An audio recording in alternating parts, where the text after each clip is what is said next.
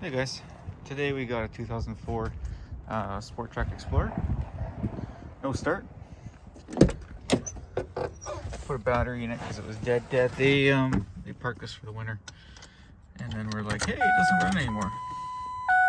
So key on, you get nothing, right? And we all know these things have problems with the crank sensors, but that's not the problem here. You go here, fuel pressure 2.74 kPa. That's not a whole lot. And guess what? It's not changing.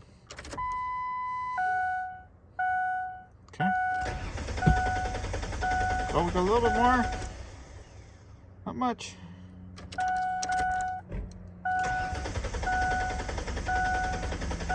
Nope, she's not gonna go. So, I already knew it wasn't gonna go. Previously, it would fire up and then die immediately. I thought, hey, that's kind of weird. So go to trouble codes. Go da da da da. Should be able to get the engine off. You guys ready?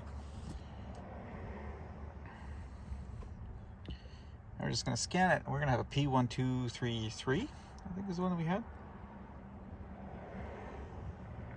We'll see.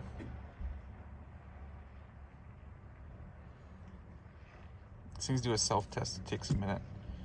Fuel pump driver module offline, P1233. We also see that we have a coolant temp sensor out of range, and we've got a O2 sensor, and this is all pretty awesome because I just had the battery unplugged. But anyway, so we're gonna take a look, and it took me a little while to figure out where the hell this thing is. But we go underneath. Okay, bear with me here. This looks a bit rusty.